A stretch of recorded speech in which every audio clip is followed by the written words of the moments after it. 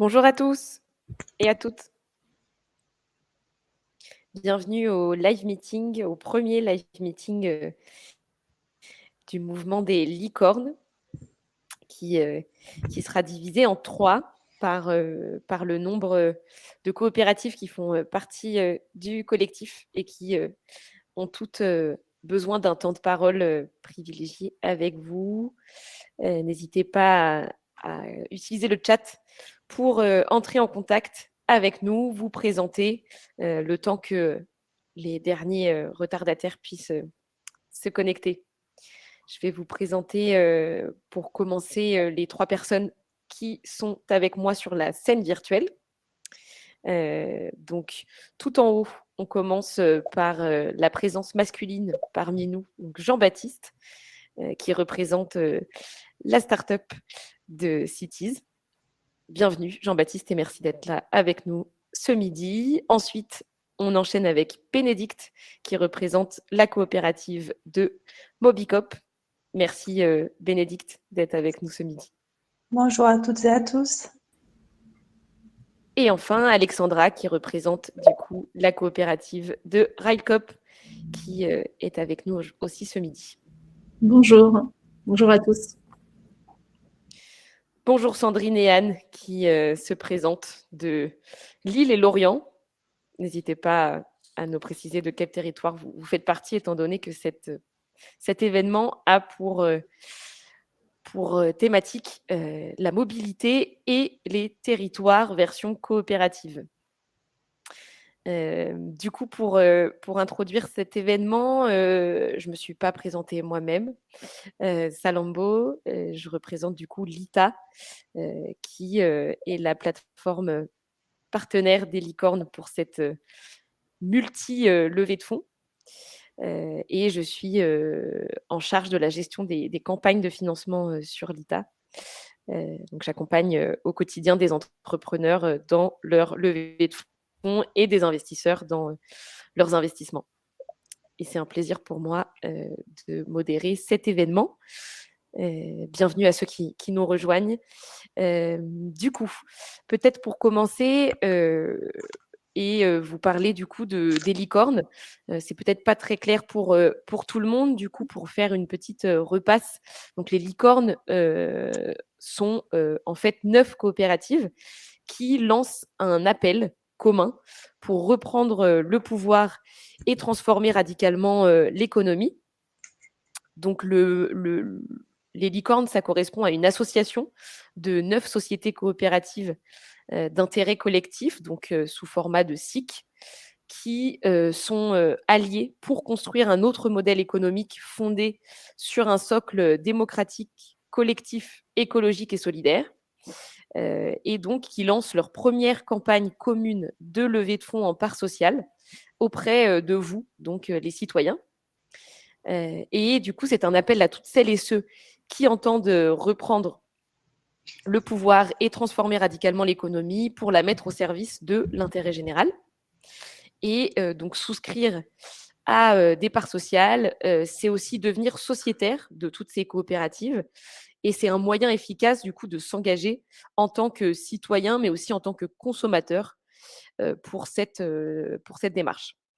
Et ça contribue du coup à financer donc les projets de toutes les coopératives et à accélérer la dynamique commune.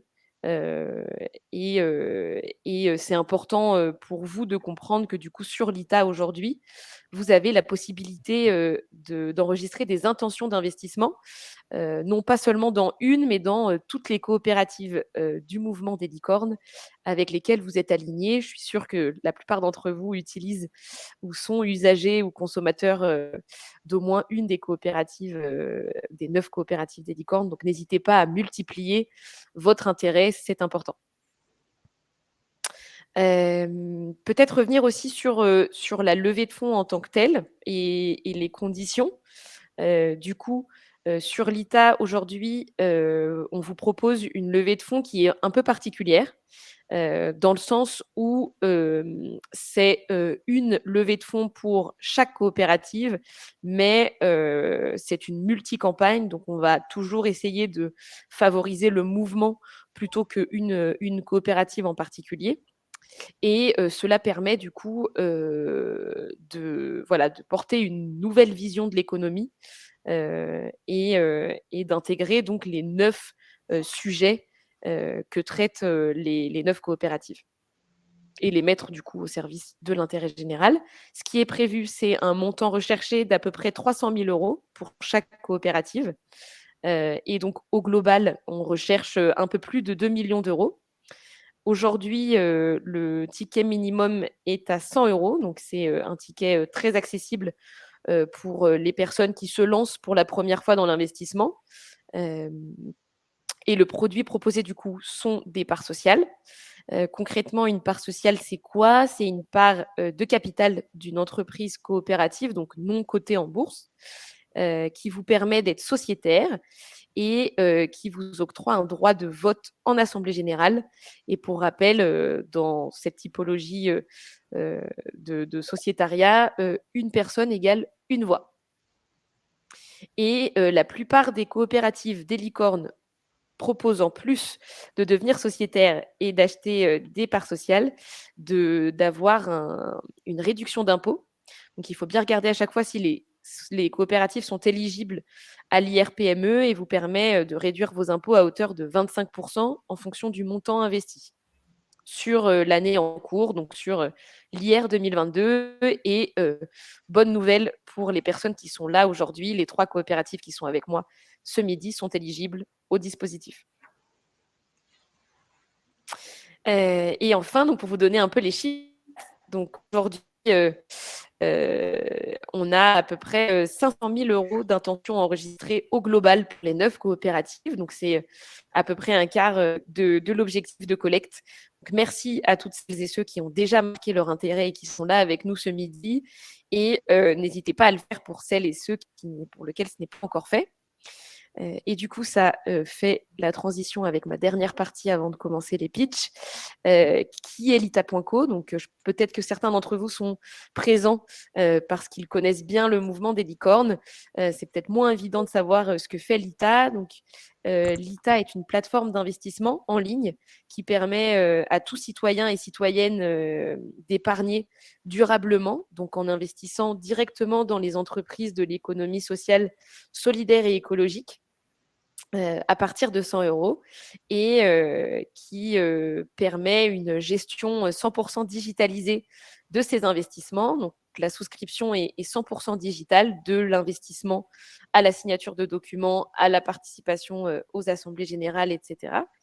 Et au partage de reporting.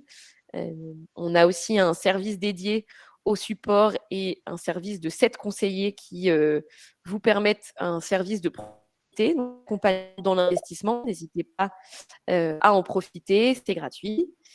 Donc, soit en prenant rendez-vous sur Calendly depuis l'ITA, soit en nous contactant sur le chat, sur le standard, par mail, au téléphone. On se porte 100 % disponible pour vous accompagner dans cette nouvelle forme d'investissement. Et enfin, donc l'événement va être divisé en 2 parties. Une première partie de pitch avec 7 minutes par coopérative. On commencera par Cities, on continuera avec Mobicop et on terminera avec RideCop. Et ensuite, on aura à peu près 30 minutes de questions-réponses avec vous. Donc, n'hésitez pas à utiliser soit le chat, soit l'onglet questions juste à côté, et en précisant bien vers qui est tournée votre question. Donc, si vous pouviez préciser pour quelle coopérative ou si c'est pour les licornes, ça nous aidera à fluidifier les échanges.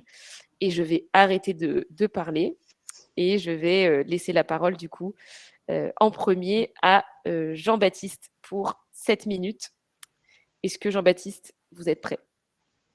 Oui, merci Salambo. Bonjour à toutes et à tous. Donc, comme vous l'avez compris, le mouvement des licornes s'inscrit vraiment dans la transition énergétique, hein. Et nous, aujourd'hui, on va parler du secteur des transports et de la mobilité, puisque c'est un secteur qui est fortement émetteur de CO2, puisque c'est près d'un tiers des émissions de CO2 liées au domaine des transports. Donc, c'est vraiment un domaine sur lequel il y a des choses à faire et où ça peut parfois être le plus complexe. Et donc, la problématique sur laquelle on s'intéresse, les 3 coopératives qui sont là aujourd'hui, c'est comment on peut réduire notre dépendance à la voiture individuelle, en fait, notamment, en particulier en proposant des alternatives, que ce soit l'autopartage, le covoiturage, le transport solidaire ou le rail. Donc moi, je suis président de Cities. Cities, c'est un groupe coopératif donc qui regroupe 14 initiatives locales, essentiellement des coopératives d'intérêt collectif qui sont présentes sur le territoire. Et nous, on propose de l'autopartage, c'est-à-dire des voitures en libre service, en fait, qui permettent de se passer de la première ou de la deuxième voiture, qui permettent de passer de la propriété à l'usage et qui permettent du coup d'utiliser moins la voiture que quand on en est propriétaire. C'est-à-dire quand on en est propriétaire, on a payé tous les coûts fixes liés à la voiture, on a les clés dans la poche, donc on a plutôt intérêt à l'utiliser. En passant à l'autopartage, on va plus marcher, faire du vélo, prendre les transports en commun et utiliser la voiture juste quand on n'a pas d'autres solutions. Donc, ça permet vraiment de réduire cette dépendance à la voiture particulière. Et c'est vraiment ça la finalité. Et effectivement, l'impact, il est fort, puisque une voiture partagée, ça remplace à peu près 10 voitures particulières et ça permet de réduire à peu près 10 tonnes de CO2 par voiture en autopartage. Donc aujourd'hui, Cities, c'est 1700 voitures partagées dans 170 communes en France. Et l'objectif avec cette campagne, c'est d'augmenter, de nous déployer sur tous les territoires. Nous, ça fait 20 ans qu'on s'est créé. On a démarré plutôt sur les grandes agglomérations régionales, parce que c'est là où effectivement il y a de la densité, où il y a de la desserte transport en commun, où il y a des alternatives qui existent. Mais notre objectif aujourd'hui, c'est d'être présent sur l'ensemble des territoires. Donc, notre finalité, c'est d'avoir d'ici à 5 ans, 5000 voitures présentes sur 500 communes en France. Et donc, c'est bien ça la finalité de notre campagne, c'est effectivement de nous aider à déployer ce service sur l'ensemble du territoire national. Alors, c'est vrai qu'aujourd'hui, de plus en plus à la fois de collectivités s'intéressent à l'autopartage parce que depuis la loi d'orientation des mobilités il y a 2 ans, elles ont pris la compétence et donc elles cherchent des solutions et avec l'augmentation du prix du carburant notamment, elles sont à la recherche de solutions. Et il nous semble, nous, que c'est pas en remplaçant, aujourd'hui il y a 38 millions de voitures en France, c'est pas en remplaçant 38 millions de voitures à essence par 38 millions de voitures électriques qu'on résoudra le problème ni de la congestion, ni de la transition énergétique. Et donc la solution, elle passe bien par un changement des comportements et par un partage, le passage de la propriété à l'usage et par un partage de la voiture, que ce soit dans le temps avec l'autopartage ou que ce soit quand on va à un endroit se mettre ensemble via le covoiturage. Ce sera vraiment en mixant les solutions, en utilisant aussi la voiture en complément du train, par exemple. Donc, c'est vraiment par mettre en place un bouquet de services alternatifs qu'on arrivera à réduire notre dépendance à la voiture et notre dépendance au pétrole. Voilà ce que je pouvais dire dans un premier temps. Je ne sais pas où j'en suis par rapport au timing Salambo. Donc le réseau Cities, donc il existe vraiment depuis 20 ans. Donc nous donc j'ai dit il y a 14 coopératives et on vient d'en créer une nouvelle qui s'appelle Cities Développement, dans laquelle on vous propose d'investir et du coup qui va se déployer partout où il n'y a pas aujourd'hui d'initiative locale qui existe déjà. Donc c'est ce qu'on vous propose aujourd'hui, c'est de prendre des parts dans cette nouvelle coopérative d'intérêt collectif qui s'appelle Cities Développement. Voilà. Bravo. Moins de 7 minutes. On a dû faire 5 minutes et demie. Merci beaucoup, Jean-Baptiste. Merci pour ceux qui posent déjà des questions. On y reviendra dans un deuxième temps si ça ne vous dérange pas, mais je les ai bien notées. Ok, parfait. On enchaîne avec Bénédicte. Allez, donc bonjour à toutes et à tous. Donc je suis Bénédicte Rose, donc directrice générale de Mobicop. Alors Mobicop, en fait, c'est aussi une coopérative. Donc on est sur des questions de mobilité partagée, puisque le point commun en fait de RICOP, de Cities, c'est vraiment lutter contre un usage individuel des véhicules et en tout cas favoriser le partage. Avant de commencer cette présentation, je voudrais quand même préciser que Mobicop a choisi un mode de gouvernance bicéphale, c'est-à-dire qu'on a un directoire et un conseil de surveillance. Et en fait, ce choix, c'est parce que c'est lié à notre goût pour le collectif et notre envie de collectif. Donc, cette volonté, en fait, d'avoir une gouvernance bicéphale, c'était une manière de dire, pour nous, ce qui importe, c'est le collectif, c'est tous nos projets sont menés de façon collective, et du coup, il fallait qu'on arrive à le retranscrire dans nos statuts. Ce collectif, on le retrouve dans les licornes. RICOP fait partie de notre conseil de surveillance. Mobicop est présent chez NERCOP. Voilà, ce collectif, finalement, on le trouve dans notre gouvernance, dans notre conception de nos collaborations et dans le travail en commun que l'on mène tous ensemble. Alors, au quotidien, en fait, Mobicop, on subit une injonction contradictoire. Jean-Baptiste en a parlé tout à l'heure. En fait, la réalité, c'est qu'on a besoin de se déplacer pour aller travailler, pour accéder aux services, pour aller se soigner. Et à côté de ça, en fait, on vit dans un monde fini avec des ressources énergétiques qui sont pas inépuisables. Et en plus, on vit aussi avec cette nécessité de réduire nos émissions de CO2. Alors, la mobilité est un générateur important. Hein, et du coup, voilà, nous, au quotidien, il faut que nos trois coopératives devons jongler avec cette nécessité. Moi, je ne vais pas vous parler de mobilité inversée, mais plutôt de mieux se déplacer. Et dans les solutions, voilà, il y a le partage. Alors, avec Cities, on a du véhicule partagé. Mobicop, on va être dans du covoiturage, de l'autostop, de la mobilité solidaire. Et en fait, quelles que soient les solutions que l'on propose, en fait, il n'y a pas une solution. Ce serait trop simple, en fait. C'est vraiment travailler sur la complémentarité de nos solutions pour que chaque utilisateur et utilisatrice trouve le moyen qui lui va le mieux possible. Par exemple, si je vais louer un véhicule Cities, je l'ouvre à d'autres covoitureurs. J'ai besoin de me rendre à la gare, je peux faire de l'autostop. Voilà, l'idée, c'est vraiment d'être sur cette complémentarité entre nos services, entre nos solutions, pour qu'au final, la personne qui a besoin de se déplacer trouve la solution qui lui convient le mieux. Moi, ce que je veux dire, c'est que aujourd'hui, donc on le voit bien, Cities est présent sur de nombreuses collectivités. Mobicop, nous on travaille avec 110 collectivités, 300 entreprises, on a 540 000 utilisateurs. Donc ensemble, on est une vraie force. Et là, j'en reviens au collectif dont je parlais tout à l'heure. C'est vraiment ça. On joue collectif parce que c'est comme ça qu'on peut avoir du poids et peser sur les décisions. Alors, nous, au quotidien, on a des concurrents. Hein, je vais pas les citer parce que j'en ai marre de les citer. Mais on se bat pas avec les mêmes moyens, on se bat pas avec la même énergie. Et nous, en plus, on porte des valeurs. Donc, on porte des valeurs d'écologie, de solidarité dans nos tarifs, dans les solutions que l'on propose. On est aussi sur une logique de commun et il faut arriver à composer nos objectifs parce que certes, nous sommes des coopératives, nous sommes aussi des entreprises. Donc, on parle d'emplois durables sur les territoires. L'enjeu, c'est de les maintenir, ces emplois. Donc, il faut qu'on arrive à avoir un modèle économique viable, durable, et on se bat pour ça. J'en reviens à la nécessité de conjuguer réalité économique et valeurs qu'on porte au quotidien.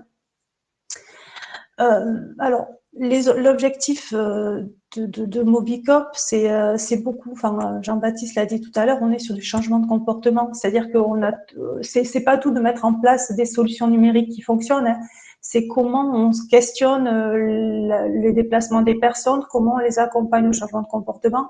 Ça fait 12 ans qu'on accompagne donc des entreprises, des collectivités sur la mobilité partagée.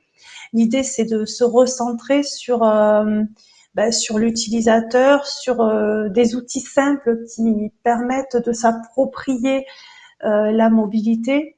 Et puis, je dirais aussi qu'en creux, il y a quand même un enjeu sociétal, c'est-à-dire que, en fait, dans ce que l'on développe, c'est aussi réfléchir à la sobriété de ce qu'on déploie. Voilà, je pense à un dispositif tout simple d'autostop, donc réseau pouce sur les territoires, en fait. L'autostop, c'est une solution de déplacement low-tech par excellence. C'est-à-dire qu'en fait, une fois sur deux, vous partez en moins de 5 minutes, c'est hyper efficient.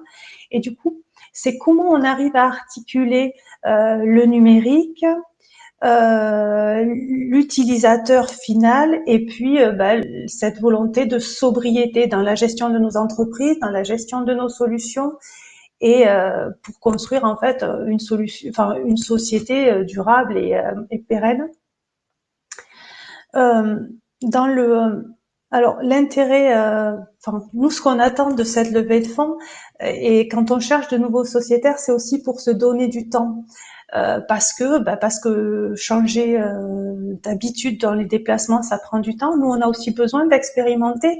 On n'est pas des sociétés qui arrivons en disant, nous, on sait. En fait, non, on a besoin des territoires, des entreprises pour construire des solutions avec eux et qui répondent bien à leurs besoins. Alors, c'est pas à la mode de dire qu'on a besoin de temps, et pourtant, si, on a besoin de ce temps pour expérimenter, pour trouver aussi parfois des modèles économiques qui soient les plus vertueux possibles. Être sociétaire, alors je ne vais pas revenir sur le consommateur parce que je pense que les personnes qui sont là en ont bien conscience, mais c'est aussi pour nous avoir des soutiens, des ambassadeurs sur les territoires, parce qu'en fait, la force des territoires, c'est les personnes qui y vivent, qui peuvent être ambassadeurs, qui peuvent aller rencontrer leurs élus, qui peuvent aussi solliciter leur employeur en disant « Ah ben tiens, j'ai entendu cette solution-là, est-ce que ça peut pas être pertinent ?» Voilà, c'est vraiment avoir ces soutiens locaux qui nous ancrent encore plus fortement. Et puis, il y a aussi le fait que on est une société coopérative d'intérêt collectif, donc on a des profils dans nos associés qui sont divers et qui se rejoignent dans un intérêt collectif, la mobilité. Donc, c'est aussi apporter cette pierre à l'édifice. Et puis, pour moi, le dernier point important dans le fait d'appartenir à une coopérative, c'est aussi faire de nos mobilités un bien commun. Et ça, pour moi, c'est vraiment fondamental. Et du coup, j'espère que j'ai bien respecté le temps et tout ça. Merci. Merci beaucoup, Bénédicte. Gestion parfaite du compteur avec 7 minutes à peine démarré. Et c'est beau de terminer sur l'expression du bien commun que j'ai l'habitude du coup d'avoir avec les coopératives avec lesquelles je suis en contact. Eh bien, je vous propose, après d'avoir parcouru l'objectif de lutte contre l'autosolisme, qui est un mot que j'ai appris en faisant les fiches projets de Mobicop et de Cities, donc merci à vous. On va passer maintenant à une autre thématique de mobilité, avec un autre moyen de transport. Donc, on laisse place au train après la voiture. Alexandra, est-ce que vous êtes prête ? Je suis prête. Merci Palombo. Merci, bonjour à toutes et à tous. Donc déjà, effectivement, je souscris complètement à ce qu'ont dit Bénédicte et Jean-Baptiste. On est bien dans une dynamique commune entre Cities, Mobicop et d'ailleurs les autres licornes qui sont pas là aujourd'hui, mais on pourrait parler de la Belle Emmaüs aussi, avec qui on travaille sur l'aménagement des gares, par exemple, les futures gares Raikop.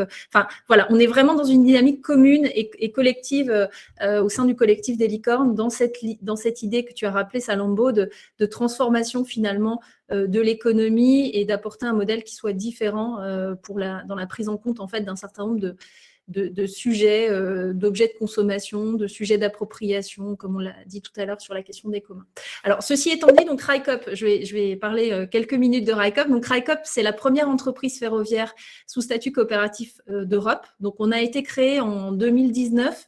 On était quelques citoyens à se dire, finalement, le train, on est nombreux à aimer le train et on constate malheureusement qu'il y a de moins en moins de trains en France, en tout cas. Ces dernières années, on a assisté quand même à une diminution de l'offre ferroviaire, notamment sur ce qu'on appelle, entre guillemets, les petites lignes. C'est-à-dire qu'autant l'offre TGV s'est bien développée, autant dans les territoires ruraux, sur les villes moyennes, entre villes moyennes, on a assisté à finalement une diminution de l'offre ferroviaire. Donc, on s'est dit, soit on peut être dans le plaidoyer, dans la demande, dans le côté revendication, en fait, pour demander plus de trains. Donc, il y en a beaucoup qui font ça et c'est très bien. Je veux dire, c'est aussi important de demander à l'État, à la puissance publique, d'agir pour qu'il y ait plus de trains.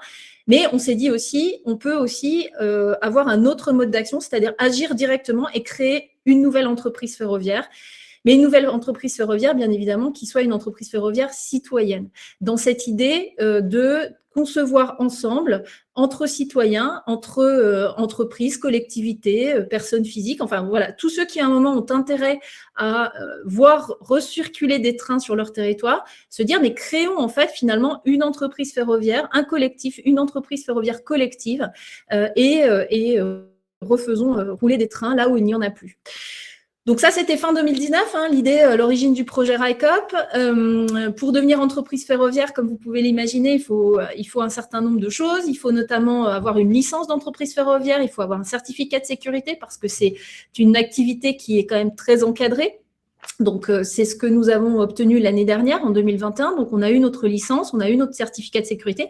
Donc, on peut faire rouler des trains. Et d'ailleurs, on fait rouler des trains déjà, puisqu'on fait rouler des trains de fret, on fait rouler des trains de marchandises aujourd'hui en Occitanie. Donc, nos premiers trains RICOP circulent.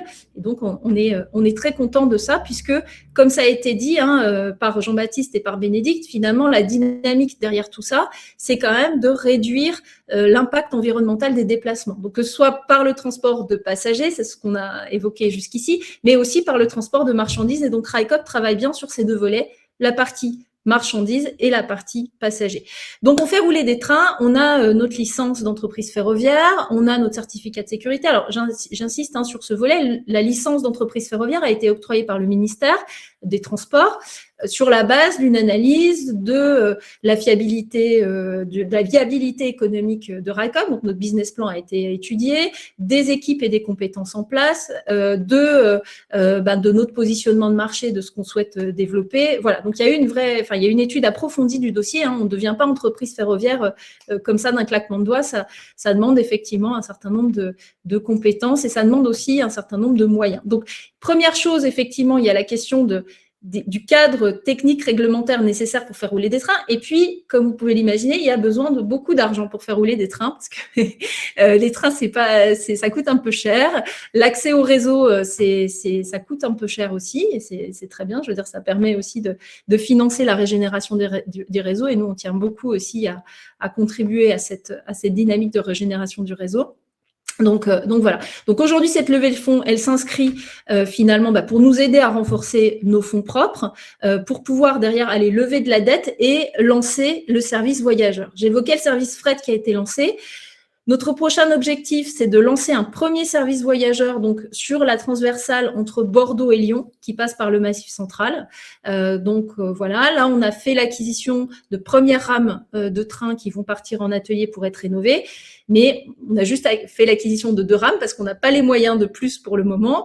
Avec 2 rames, on peut pas lancer un service encore, donc il faut qu'on arrive à boucler ce tour de table financier, donc en renforçant nos fonds propres et en allant lever de l'argent encore auprès d'institutions bancaires. Donc voilà, c'est dans ce cadre-là que s'inscrit la levée de fonds. Pour préciser, aujourd'hui, on est 12 000 sociétaires dans la coopérative. Les sociétaires contribuent activement au projet, c'est-à-dire que l'enjeu de devenir sociétaire de RICOP, c'est bien évidemment, c'est une manière de contribuer financièrement au projet, c'est déjà très important, mais c'est pas que ça. C'est-à-dire que les sociétaires qui le souhaitent peuvent s'engager notamment dans des cercles de réflexion autour des sujets comme la place du vélo dans les trains, autour du développement des futures lignes RICOP. J'ai vu qu'il y avait une question dans le chat sur comment on se voit dans 5 ans. On a un certain nombre de lignes, d'autres lignes voyageurs qui ont été notifiées à l'autorité de régulation des transports, donc c'est-à-dire qui ont été proposées par les sociétaires eux-mêmes et qui ont été donc présentés à l'autorité compétente, qui ont été acceptés par l'autorité compétente. Donc, du coup, si on arrive à avoir les moyens, dans 5 ans, possiblement, il n'y aura pas que la ligne Bordeaux-Lyon, il n'y aura pas que la ligne de fret entre Figeac et Toulouse schématiquement, mais il y aura potentiellement d'autres lignes voyageurs et probablement d'autres lignes fret, puisqu'on voit que d'autres territoires comme la Creuse, par exemple, nous sollicitent pour imaginer des solutions autour du transport de marchandises sur le territoire de la Creuse. Donc voilà, Tricop, c'est une entreprise jeune, créée fin 2019, avec un certain nombre de challenges encore à relever sur le volet voyageurs notamment. Comme je disais, le principal challenge, c'est de boucler ce tour de table financier pour que l'ensemble de nos rames, pour qu'on puisse faire l'acquisition de l'ensemble de nos rames, qu'elles puissent partir en atelier, effectivement être rénovées et que le service puisse être lancé dans les meilleurs délais. Et puis, l'enjeu pour nous aujourd'hui, c'est de remplir nos trains de marchandises. Ça se remplit. Effectivement, on a lancé le service le 15 novembre dernier. On est en phase de développement. Donc, c'est ce sur quoi on travaille aujourd'hui. Et puis, comme ça a été dit, le travail aussi qu'on a en commun avec Mobicop et Cities, c'est vraiment la question de l'accès aussi aux gares dans les territoires, notamment dans les petites villes moyennes, territoires ruraux, parce que c'est un vrai sujet. Voilà, j'espère avoir tenu le timing. Parfait, vous avez tous un compas dans l'œil, 7 minutes, même pas 6 minutes. Bravo Alexandra et merci beaucoup merci beaucoup aux trois pour vos présentations. J'espère que c'est plus clair pour toutes les personnes qui nous suivent maintenant et qui sont du coup incollables sur les chiffres des 3 coopératives et leur activité. Eh bien, merci beaucoup. Moi, j'ai pris un plaisir à travailler sur le paramètre des 3 levées de fonds mobilité, vu que j'étais en charge des 3.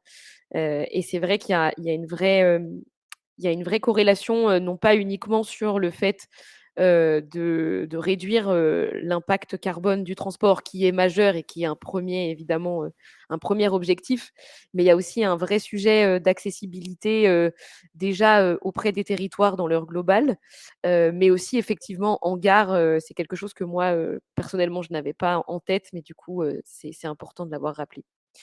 Eh bien, écoutez, on a des premières questions. Vous avez dû entendre les petites notifications pendant vos présentations.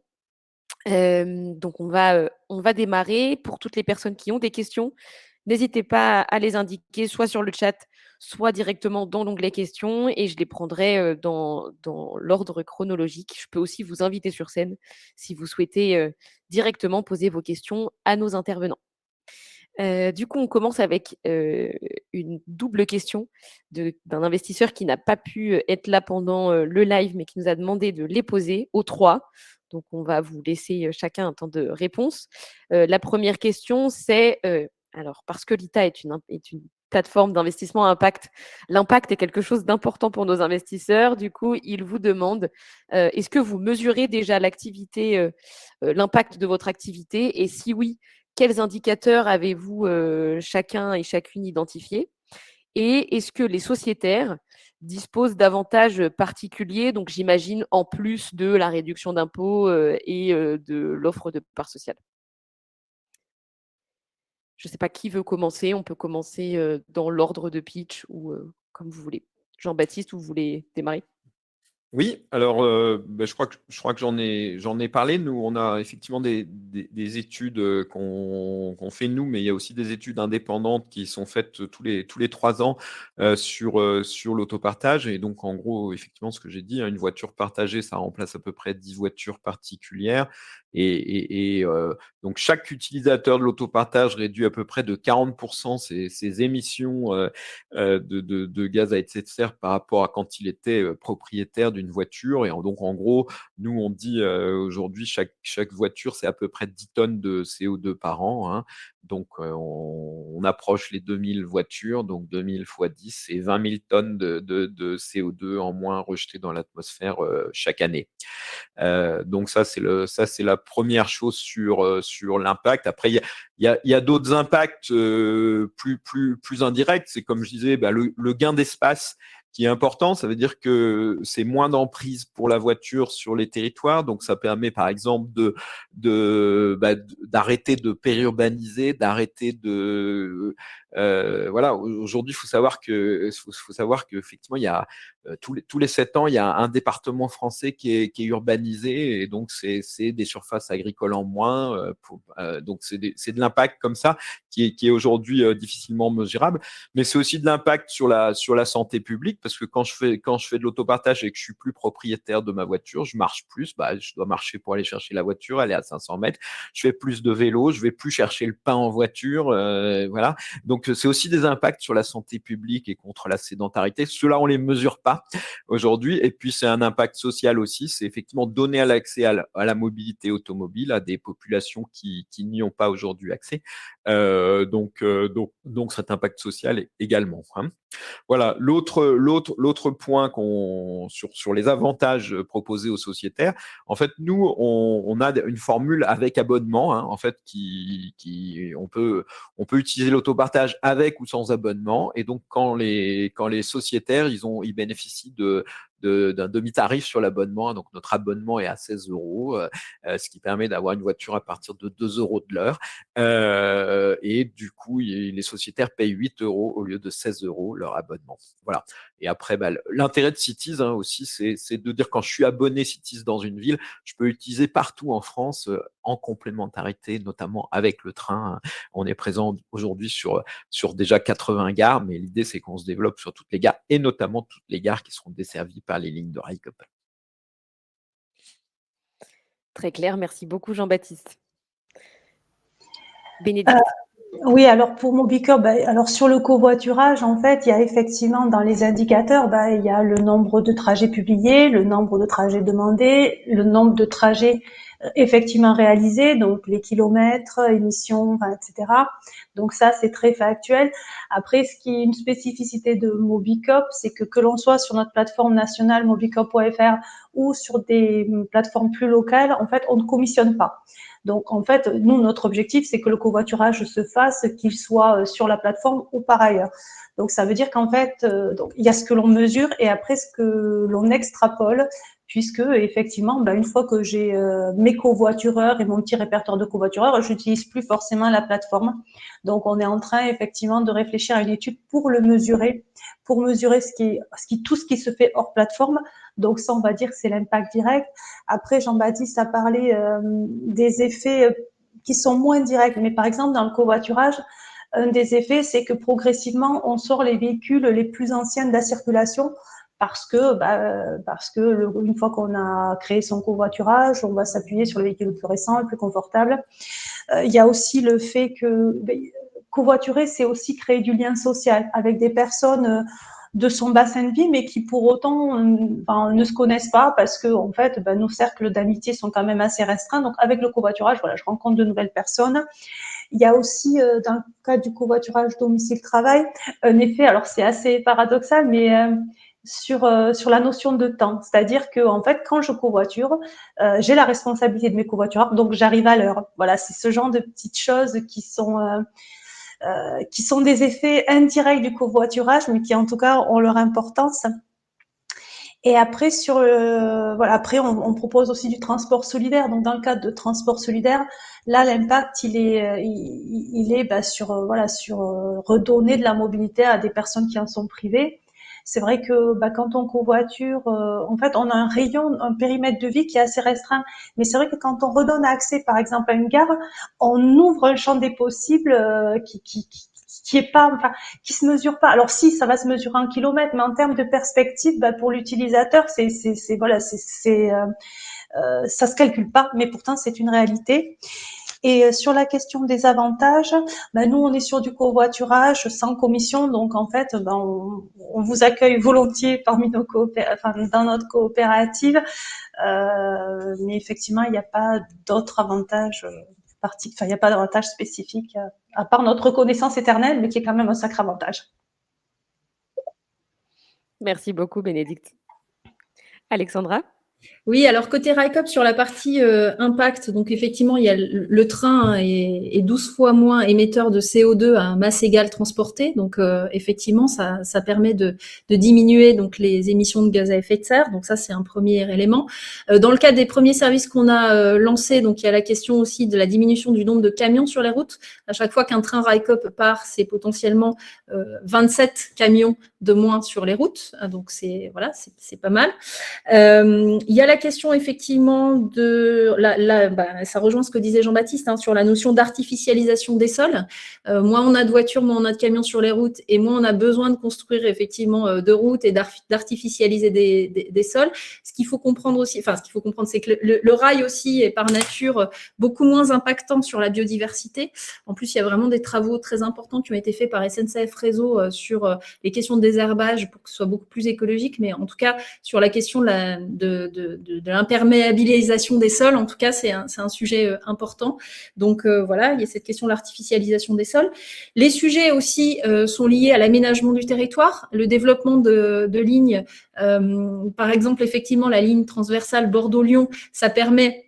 Et on l'a vu, on a des gens qui sont sociétaires de RICOP d'ailleurs qui nous ont dit qu'ils avaient fait le choix d'aller s'installer dans l'Allier, notamment dans la perspective de l'ouverture de la ligne RICOP qui va desservir donc Ghana, Saint-Germain-des-Fossés, Montluçon, enfin voilà, différentes villes de l'Allier, et donc effectivement qui aujourd'hui n'ont pas de connexion directe vers les métropoles que sont Bordeaux et Lyon. Parce que le sujet effectivement d'ouvrir cette transversale Bordeaux-Lyon, c'est pas tellement de connecter Bordeaux à Lyon, mais c'est surtout de connecter Limoges à Lyon en direct, de connecter Roanne à Bordeaux, etc., et de permettre aux gens de pouvoir effectivement se rendre en train facilement dans les différentes villes du parcours et dans les capitales régionales, puisque on a quand même souvent besoin ou la nécessité pour des questions médicales, pour des questions d'études, pour des questions d'emploi, d'aller dans les capitales régionales. Mais c'est quand même un sujet important d'aménagement du territoire qui permet aussi à certaines entreprises d'envisager de se réinstaller, d'accéder plus facilement, ce qui nous a été remonté aussi. Par exemple, on a la CCI de la Creuse qui est sociétaire de RICOP. Ils nous ont dit, c'est vrai qu'avec l'ouverture de cette ligne, ça va permettre à nos entreprises d'attirer plus facilement des salariés qui vont venir effectivement s'installer dans ces territoires. Donc, c'est pour envisager un aménagement du territoire beaucoup plus harmonieux. Et il y a également cette dimension d'inclusion sociale qu'on retrouve aussi chez Mobicop et chez Cities, la possibilité des personnes qui n'ont pas les moyens ni financiers ni physiques aussi d'avoir une voiture individuelle. Je pense à des personnes âgées, à des personnes en situation de handicap, d'accéder finalement à des déplacements, et des gens qui veulent aussi tout simplement pas forcément pas prendre le train en passant par Paris, parce qu'aujourd'hui, il existe des offres, mais comme on le sait tous, la plupart des offres, quand elles existent, en fait, elles convergent toutes vers Paris, et c'est pas c'est pas possible pour tout le monde de faire un changement de gare à Paris, de prendre le métro, etc. On sait tous que c'est pas simple, en fait, ce genre de choses. Donc, recréer des liaisons directes, c'est aussi permettre effectivement à des gens de se déplacer. Donc ça, c'est sur la partie impact.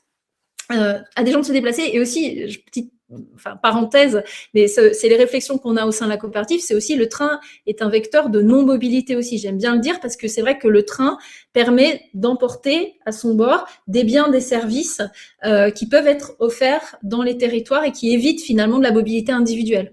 On a fait une étude sur le territoire du Livradois-Forez en Auvergne-Rhône-Alpes sur ces sujets-là, justement, comment on amène un certain nombre de biens et de services qui peuvent être proposés aux habitants de ces territoires. Et sur la question des avantages aux sociétaires, alors dans notre règlement intérieur, qui va être d'ailleurs normalement, si c'est validé par l'Assemblée générale qui aura lieu à la fin du mois de mai, validé par les sociétaires, on a mis dans notre règlement intérieur la possibilité d'octroyer des avantages à nos sociétaires. Sociétaires personnes physiques, alors la question du tarif, on est encore en train de travailler sur la grille tarifaire avec un cercle de sociétaires qui y travaille, qui est le cercle tarification. Après, pour nos sociétaires personnes morales, puisque RICOP permet d'associer aussi des personnes morales, des entreprises notamment, on offre en fait dans l'attribution des appels d'offres qu'on lance des points supplémentaires aux entreprises qui sont sociétaires de RICOP. Donc voilà, pour répondre aux services qu'on va être amené et qu'on est déjà amené à lancer, que ce soit les études, que ce soit les aménagements, voilà. Donc ça fait partie des avantages qui sont offerts et octroyés aux sociétaires. Voilà. Merci beaucoup à tous les trois pour vos réponses. J'espère que que ceux qui partagent ce live avec nous sont satisfaits. N'hésitez pas si vous avez d'autres questions par rapport à tout ce qui a été dit. Eh bien, on enchaîne avec une nouvelle question pour les 3 avant de commencer pour les questions spécifiques. Du coup, Alexandra y a répondu en partie. Comment est-ce que vous imaginez vos 3 coopératives dans 5 ans avec la perspective du financement via les licornes en cours? Jean-Baptiste, peut-être? Oui, ben j'ai aussi, je crois, déjà en partie répondu, hein. Donc, nous, notre vision, effectivement, c'est 5 000 voitures en autopartage sur 500 communes, hein. Donc, c'est le triple de ce qu'on est aujourd'hui. Donc, c'est ça notre objectif, hein. Donc, comme je disais, on a démarré plutôt par les grandes agglomérations. Il en reste encore quelques-unes, mais c'est se déployer sur toutes les villes de plus de 100 000 habitants. Et puis ensuite, jusqu'où là on pourra expérimenter sur les territoires ruraux. On sait qu'il y a des moments ça marche, des fois ça marche pas, hein. On se donne le droit d'expérimenter aussi, mais d'aller le plus loin possible. Donc sur le déploiement de notre service pour offrir vraiment ce maillage territorial et effectivement donner accès à l'autopartage au maximum d'habitants en France, voilà, dans 5 ans. Parfait. Merci beaucoup. Côté Mobicop, en fait, alors c'est aussi évidemment un déploiement le plus large possible sur les zones rurales et périurbaines, avec quand même la volonté, puisque depuis 3 ans maintenant, on travaille sur le transport solidaire, donc à destination des personnes empêchées, que ce soit des seniors, enfin voilà, peu importe le parcours de la personne, c'est que cette activité-là qu'on déploie prenne aussi plus d'ampleur. Avec quand même, alors, on est quand même une entreprise de l'économie sociale et solidaire, donc en fait, on a vocation à répondre à un besoin qui ne serait pas pourvu sur les territoires. Donc, il y a la volonté d'outiller les territoires, mais en tout cas, de surtout pas vider les territoires des ressources, parce que effectivement, je pense aux territoires ruraux, il y a quand même un tissu associatif qui est plus ou moins dense. Donc, l'idée, c'est toujours de se développer en tenant compte de ces spécificités-là et de ces ressources-là. Donc, effectivement, oui, être de plus en plus présent là où il y a du besoin, en complémentarité et en soutien aux forces locales. Et puis, je dirais, voilà, à la fois du covoiturage et du transport solidaire pour qu'on ait une offre équilibrée et la plus complète possible. Parfait, merci beaucoup Bénédicte. Et côté RICOP, effectivement, je ne sais pas si vous m'entendez, c'est bon? Vous m'entendez? Ouais. Donc j'aurais voulu juste vous montrer la carte, mais j'ai l'impression que ça bug un petit peu. La carte des futures lignes, mais vous allez la retrouver dans le dossier LITA sur RICOP. Donc il y a 10 lignes qui ont été 10 autres lignes qui ont été notifiées à l'autorité de régulation des transports. Alors est-ce que ces 10 lignes seront opérées dans 5 ans? Honnêtement, je pense pas, parce que ouvrir une ligne, ça demande beaucoup de ressources. Donc je pense que dans 5 ans, on aura ouvert, j'espère, enfin en tout cas, la ligne Bordeaux-Lyon est prévue pour l'année prochaine. J'ai vu que la question a été posée dans le chat. Donc l'ouverture de la ligne Bordeaux-Lyon est prévue pour l'année prochaine. On en aura d'ici 5 ans ouvert encore une de plus à minima. Ensuite, effectivement, il y a 10 autres lignes qui ont été notifiées. Donc parmi les lignes qui ont été notifiées, il y a la ligne par exemple Bâle-Le Croisic en transversale qui passe par Dijon, Nevers, Tours et qui va jusqu'au Le Croisic. On a la ligne Nantes-Lille, on a la ligne Thionville-Saint-Étienne, Thionville-Grenoble avec une bifurcation à Dijon, on a la ligne Toulouse-Caen et Toulouse-Saint-Brieuc avec une bifurcation au Mans. Voilà, donc je vais pas toutes les citer, mais en tout cas, ce sont les lignes qui ont fait l'objet d'une réflexion par les sociétaires, qui ont analysé des différents critères d'utilité sociale, justement, de complémentarité avec le service public. C'est vrai que je l'ai pas dit, mais nous, notre objectif, c'est vraiment de venir renforcer le part modal du ferroviaire. Donc, on se positionne pas, on répond pas, par exemple, aux délégations de services publics, aux marchés qui sont lancés par l'État ou les régions.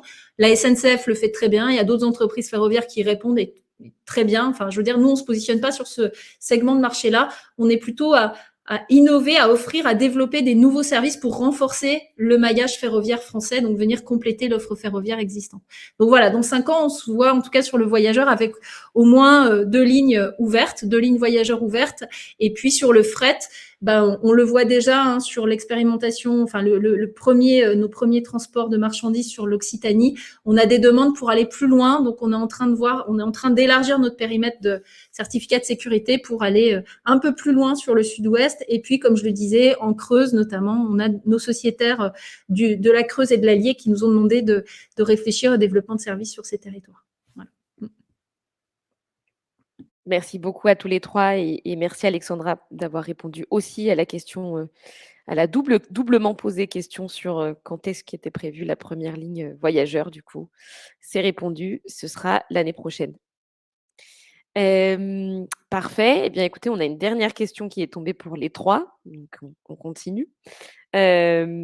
Alors, c'est une question de Serge qui nous précise que c'est pas pour tout de suite, mais comment sont envisagées les sorties d'investissement, donc en part sociale et est-ce que vous allez organiser des levées de fonds, citoyennes régulières pour remplacer certains sociétaires qui voudraient, sortir par d'autres? Et donc ça fait écho, peut-être juste, en aparté, aux conditions qui sont propres, donc aux parts sociales. Donc vous allez le voir dans les pages, de levée de fonds, il y a un temps qui est donné à l'investissement de minimum 5 ans. Ça, c'est lié à la réduction d'impôt qui est offerte, pour la souscription qui, stipule qu'une réduction d'impôt est octroyée aux citoyens si et seulement s'ils conservent leur part, donc leur part sociale à minima 5 ans, dans la coopérative. Mais effectivement, il y a des solutions de sortie qui sont possibles pour, les personnes qui voudraient sortir, de manière des fois anticipée et notamment la nouvelle opération de levée de fonds peut être un des scénarios de sortie. Est-ce que, tous les 3 vous avez, déjà prévu, ce type de mécanisme, et est-ce que vous le pratiquez, déjà avec vos sociétaires? Alors, oui, oui, on le pratique, mais en même temps, enfin, pourquoi on fait des levées de fonds? En fait, c'est un effet d'amorçage, c'est justement pour développer. Et en fait, petit à petit, notre sociétariat se développe naturellement au fur et à mesure que le service se développe, qu'il y a des nouveaux véhicules et des nouveaux utilisateurs. Ben, une partie d'entre eux, hein, pas tous, dans nos coopératives, à peu près, il y en a entre 5 et 10%, qui deviennent sociétaires des coopératives. Et du coup, ça vient alimenter en permanence en fait et le sociétariat et ça permet aux anciens utilisateurs de sortir à la valeur nominale. Et on l'a toujours fait, même quand on a eu des pertes, des pertes, parce que ça arrive, hein, où effectivement les capitaux propres ne sont pas au nominal. Le renouvellement des associés a permis de faire la sortie et enfin, c'est même plus que du renouvellement. On a augmenté, on augmente toujours régulièrement nos sociétaires, que ce soit les particuliers ou que ce soit les collectivités locales aussi, hein, qui peuvent investir. On a un collège collectivité et une part d'entre elles investissent également et viennent renforcer. L'idée de cette levée de fonds, c'est vraiment de faire un effet de levier qui nous permettent d'amorcer la pompe. Et ensuite il y a une spirale vertueuse qui fait que le sociétariat se renforce naturellement. C'est la même chose chez Mobicop, c'est-à-dire qu'en fait, on accueille très régulièrement de nouveaux sociétaires, alors que ce soit des collectivités, des entreprises, des particuliers. Donc en fait, c'est là encore, donc on a à peu près 1200 sociétaires. La plupart quand même, effectivement, s'inscrivent sur un temps long. Ils nous accompagnent, voilà, sur du long terme. Mais effectivement, on n'a jamais eu de soucis sur la sortie massive de sociétaires. Donc voilà, l'idée, c'est de continuer à accueillir progressivement les sociétaires. Et puis de toute façon, enfin voilà, sur notre site internet, on a aussi un formulaire, la possibilité de prendre des parts très régulièrement. On relance aussi par des actions, mais ça se fait assez naturellement. Et puis quand on accueille, effectivement, quand on se déploie sur un nouveau territoire, on a un échange avec le territoire, avec les habitants aussi, qui ont bien compris que... Enfin, on fait ce travail aussi de pédagogie de ce que sont les coopératives, finalement, de façon très régulière. Donc l'intérêt, c'est aussi de faire en sorte que les parties prenantes ne se contentent pas de consommer nos services, mais nous accompagnent, nous partagent leur point de vue pour qu'on étoffe, enfin, qu'on enrichisse aussi notre projet coopératif. Alors, ouais, nous donc effectivement chez RICOP, donc c'est pareil, j'ai envie de dire l'investissement, il est conçu quand même sur une durée longue, comme tu le disais, Salambo, hein, pour bénéficier de la réduction d'impôt, c'est minimum 5 ans.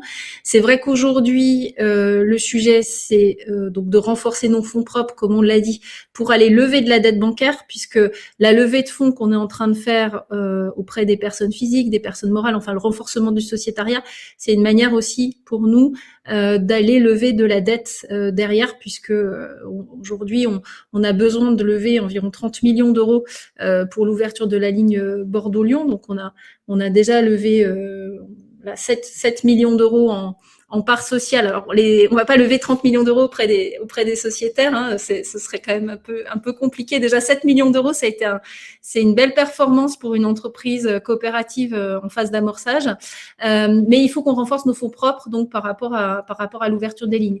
Donc j'ai envie de dire, on va être dans une logique vraisemblablement de renforcement régulier de nos fonds propres, puisque au fur et à mesure qu'on développera des nouvelles lignes. Là, notre sujet, c'est surtout de développer cette ligne Bordeaux-Lyon et de renforcer nos fonds propres par rapport à l'ouverture de cette ligne Bordeaux-Lyon. Après, il y aura sans doute des sorties, hein, voilà, et donc on relancera des campagnes comme pour Mobicop, hein, on a une levée de fonds permanente, et puis l'enjeu pour nous, c'est de diversifier aussi le sociétariat, c'est-à-dire d'aller toucher des collectivités. Alors on en a 34 aujourd'hui, hein, dans le sociétariat de RICOP, mais aussi des entreprises, on en a environ 200.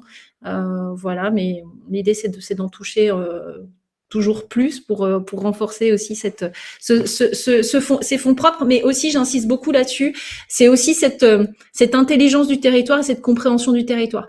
C'est vraiment ça l'idée de devenir sociétaire d'une entreprise coopérative. En tout cas, nous chez RICOP, c'est comme ça qu'on le conçoit. C'est pas simplement une manière de donner de l'argent, et même si c'est très important encore une fois, hein, pour que les projets se fassent, mais c'est aussi co-construire le projet demain sur des sujets de services, d'aménagement des trains, de dessertes, etc. Donc c'est vraiment dans cette idée-là. Merci beaucoup à tous les 3 pour vos éléments de réponse. J'espère que Serge, tout est plus clair maintenant, et toutes les personnes qui se posaient aussi ces questions. Eh bien, on avait une question tout à l'heure dans le chat pour Cities, et Anne voulait savoir si, elle pouvait, elle, en tant que particulière, intervenir auprès, de sa commune pour proposer, cette alternative d'autopartage. Bien sûr, bien sûr, bien sûr, Anne, volontiers, on vous fera passer les documents. Le partenariat avec les collectivités locales, il est très important, hein, la mobilité et le territoire sont très impliqués. Donc les communes interviennent de toute façon, hein, puisque déjà, la première chose, c'est qu'elles nous mettent des places à disposition en général, relativement visibles, centrales, bien placées. Donc ça, c'est la première chose. Après, elles peuvent intervenir en étant utilisatrices aussi, hein, souvent. Enfin, en gros, il faut savoir qu'une voiture aujourd'hui, ça roule à peu près 5% de son temps, et qu'en général, une voiture d'une collectivité, elle tourne à peu près 1 heure par jour ouvré, hein, donc elle reste stationnée 23 heures sur 24. Hein. Donc, elles peuvent aussi être des très bons utilisateurs de l'autopartage, et en fait nous garantir un peu cet amorçage, le temps que les particuliers, parce que des particuliers, ça prend du temps, il faut qu'ils réfléchissent à leur mobilité, comment ils peuvent évoluer. Il faut que souvent ils rejoignent l'autopartage quand la voiture meurt, est en fin de vie, ou a un accident. C'est pas ce qu'on peut souhaiter, mais c'est souvent comme ça que ça se passe, ou à un moment donné, effectivement, ils changent de résidence ou de travail, ce qui leur permet de réduire la dépendance à la voiture. Donc ça prend du temps, ce changement des comportements, et donc les collectivités peuvent aider. Il y a un autre partenariat possible, c'est aujourd'hui, et notamment avec quelques collectivités en monde rural, c'est qu'elles nous mettent leurs voitures justement qui tournent très peu. Elles disent, bah, on les rend accessibles aux habitants, nous on les équipe avec notre système, on les met sur notre plateforme et les habitants peuvent les réserver quand les collectivités ne les utilisent pas. Et puis l'autre chose, c'est qu'effectivement, elles ont aujourd'hui la compétence sur les mobilités, sur l'autopartage, donc elles peuvent également. Oui, oui, bien sûr, volontiers. Et le partenariat avec les collectivités est vraiment pour nous quelque chose d'essentiel. Donc, si vous souhaitez faire le lien, c'est avec plaisir. Voilà. Parfait. Bah, écoutez, Anne, j'espère que les réponses étaient, à votre satisfaction et vous le savez, vous pouvez, devenir en tant que particulier, relais et je n'avais pas vu, mais il y a une nouvelle question sur le chat, qui précise, qu'en tant que coopérative d'habitants, ils ont obtenu la possibilité de n'avoir à créer que 6 places pour 12 logements, et qu'ils n'envisageaient pas de partager les voitures, mais ils se demandaient s'ils pouvaient travailler avec Cities pour mettre quelques places à disposition, pour un pool de voitures à Lorient. Qu'est-ce que vous en pensez et est-ce qu'ils peuvent être eux-mêmes, du coup, aussi relais, de Cities sur leur territoire? Bien sûr, les initiatives, elles peuvent venir à la fois de la collectivité, mais elles peuvent venir également d'en bas, d'habitants qui ont envie de partager une voiture. Et c'est vrai que l'intérêt de travailler avec City, c'est effectivement de s'intégrer dans un réseau existant. Et c'est vrai que c'est plus facile de partager 1000 voitures à 10 000 qu'une voiture à 10, hein, parce que bah, ça multiplie les possibilités. Hein, et donc de s'inscrire dans un réseau, mais on peut tout à fait partir à partir d'un véhicule partagé par un collectif d'habitants. C'est tout à fait possible. Et pour nous, en fait, c'est vraiment les deux conditions pour que ça marche sur un territoire. C'est à la fois l'implication de la collectivité et l'implication de collectifs d'habitants ou d'associations et vraiment qu'il y ait une dynamique territoriale qui se crée sur le territoire. Donc c'est également tout à fait envisageable. Parfait, merci beaucoup et on peut aussi vous préciser qu'être sociétaire, de Cities, de Mobicop ou de Railcoop, ça peut aussi fortement, être un atout pour, ce développement de partenariat. Si vous voulez, enregistrer, votre intention et en parler aussi, à tous les habitants, du collectif qui sont, potentiellement intéressés par les mêmes dynamiques. Autre question pour Cities. Comment utilisez-vous la multimodalité pour faciliter l'accès à vos véhicules? Intégrez-vous dans des plateformes existantes comme Transit? Alors oui, oui, bah, la multimodalité, j'en ai parlé, c'est un élément essentiel. Alors, pour parler jargon, aujourd'hui, on parle du MaaS, c'est la Mobility as a Service. En fait, c'est toutes les applications qui permettent effectivement de passer d'un mode à l'autre et de faciliter justement cette multimodalité par rapport à l'utilisateur de la voiture individuelle qui finalement, c'est le seul objet qui te permet d'aller chercher le pain ou d'aller à Marseille, de faire l'aller-retour à Marseille avec le même objet. Et en plus, j'ai mon GPS à bord, donc j'ai toutes les infos qui sont nécessaires. Donc la question, c'est comment effectivement, quand je suis pas utilisateur de ma voiture individuelle, je peux passer facilement d'un mode à l'autre. Donc en gros, oui, on est alors pas, on n'est pas sur Transit aujourd'hui, mais on a été, on est sur la plupart des plateformes, notamment celles qui sont développées par les collectivités. Hein. Par exemple, le premier MaaS en France, c'est le compte mobilité à Mulhouse. Et en fait, c'est les gens avec un seul compte, ils peuvent utiliser le tram, le bus, prendre un vélo, prendre une voiture en autopartage, se stationner dans un parking, tout ça avec le même compte. Et donc, on travaille en lien fortement avec les collectivités pour s'inscrire dans ces applications multimodales pour faciliter cette multimodalité. Donc, évidemment, quand il y aura la ligne Railcoop, on regardera pour avoir des offres en commun, mais on travaille aussi avec Mobicop sur comment effectivement on peut passer facilement. Je cherche une offre en covoiturage, je la trouve pas, je vais réserver une voiture en autopartage que je vais éventuellement reproposer en covoiturage, ou un bénévole qui fait du transport solidaire, il n'a pas de voiture pour faire ce transport, il va prendre une voiture en autopartage, etc. Donc effectivement, c'est par le croisement de ces offres et par le croisement des informations qu'on arrive à offrir un service le plus sans couture possible. Très clair. Merci beaucoup, Jean-Baptiste. Eh bien, écoutez, on arrive presque à la fin, mais on a une dernière question. Alors, on nous fait remarquer que la plupart des sites internet des licornes sont entre guillemets «propres», sans ou avec très peu de traceurs qui pistent les utilisateurs, donc Google Analytics, Google Fonts, Facebook, et cetera, mais pas toujours. Et les applications sont développées en open source pour la plupart, même sous licence libre, mais pas toujours également. Et qu'elles sont en plus installables sur Google Play, pas forcément toutes sur F3, un frein pour certains utilisateurs qui cherchent à vivre complètement autrement. Est-ce que la levée de fonds prévue permettra aussi d'améliorer cela? Alors, pour Mobicop, en fait, effectivement, hein, on travaille à ce que toutes nos solutions soient en logiciel libre.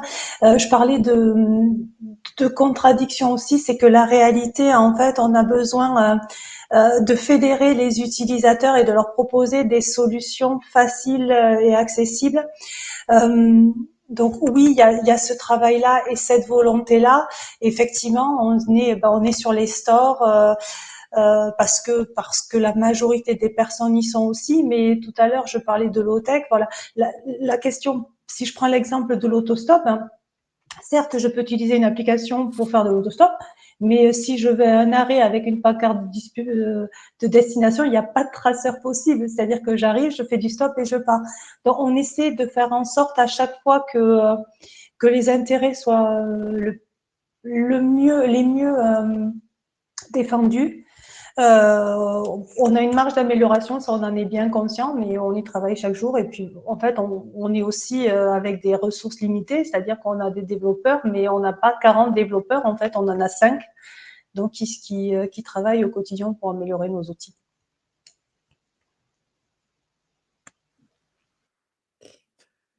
Alors, moi, je suis pas technicien, donc j'ai pas forcément toutes les réponses, mais effectivement, avec les levées de fonds, on développera nos outils, l'accessibilité, etc.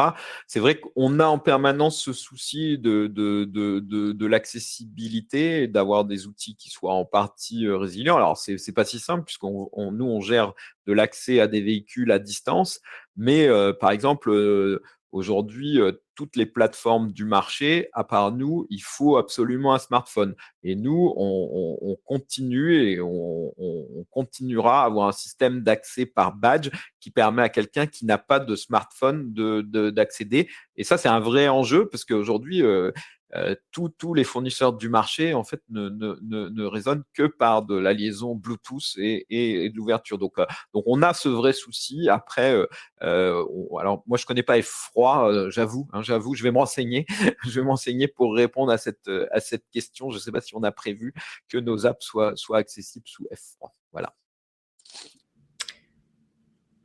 Et nous, côté Railcoop, on a développé notre interface de souscription en ligne, donc avec ce souci aussi d'être la plus ouverte possible. Alors effectivement, moi je suis comme Jean-Baptiste, hein, je suis pas spécialiste de la technique, mais en tout cas ça faisait partie du cahier des charges, y compris pour mettre cette application, enfin cette interface de souscription à disposition potentiellement des autres licornes qui le souhaitent. Donc ça, c'était vraiment dans cette logique aussi d'ouverture, de coopération. Donc ça, c'est pour, on va dire, ce qu'on a développé jusqu'ici en interne pour les sociétaires, le développement du sociétariat. Aujourd'hui, on est en train de travailler sur notre outil de billettique Donc là, effectivement, pour commercialiser nos billets, on vient de recruter quelqu'un qui va s'occuper de ça. Comme je disais tout à l'heure, les sociétaires de la coopérative peuvent s'engager, s'ils le souhaitent, sur certains sujets. Et il y a un cercle numérique qui a été créé justement pour donner des grandes orientations, éclairer les décisions qui peuvent être prises dans la coopérative par rapport à ces sujets techniques, de choix technologiques aussi, et qui renvoient bien évidemment à des sujets de valeurs et de partage de valeurs qu'on essaie effectivement de porter, de défendre sur l'interopérabilité, l'ouverture, voilà, l'aspect non propriétaire aussi des données, et puis la question du traçage qui est aussi un vrai sujet. Donc voilà, si voilà, la personne qui est dans le chat est intéressée par ces sujets-là, déjà voilà, qu'elle n'hésite pas si elle est sociétaire ou qu'elle souhaite devenir sociétaire de RICOP, de rejoindre le cercle sur le numérique pour apporter sa connaissance des sujets. Et voilà, donc ça fait partie effectivement des réflexions qu'on a au sein de la coopérative, mais qui sont nourries par les sociétaires eux-mêmes. Parfait, bien merci beaucoup à tous les 3. Et alors je m'excuse moi aussi parce que vu que je ne connaissais pas, je l'ai mal prononcé, mais ce n'est pas F-Roi, mais c'est plutôt F-Droid. F-Droid. Voilà. Merci pour la rectification. Et effectivement, très bonne réponse, Alexandra, sur cette partie-là. Ça fait aussi partie, je pense, de cette levée de fonds, de permettre à tous les citoyens qui cherchent à vivre autrement, qui sont alignés avec les valeurs présentées, de participer au sociétariat et d'intégrer du coup tous ces cercles de réflexion, parce que c'est aussi ça, être sociétaire, c'est pas uniquement être financeur, mais c'est aussi voilà, participer à l'intelligence collective. Bah écoutez, merci à tous les 3 d'avoir prêté l'exercice du live meeting. J'espère que vous êtes satisfaits de vos présentations et merci à tous ceux qui sont restés avec nous jusqu'au bout, bien qu'il soit 13h10 et qu'on ait faim, naturellement. Et puis, j'espère qu'on va vous retrouver dans les intentions, dans les demandes de dossiers. L'ouverture des souscriptions est prévue pour la fin du mois, donc patience. Encore un peu de temps avant d'être officiellement sociétaire, mais ça va vite venir. Et puis voilà, n'hésitez pas à nous contacter si vous avez n'importe quelle question. Et c'était un plaisir d'être avec vous 3 ce midi. Merci beaucoup. Merci, au revoir. Et bon appétit. À bientôt. Bon appétit à tous. Et prochain événement prévu le 12 mai avec Merci. le numérique. Merci, au revoir. Bonne journée à tous. Au revoir.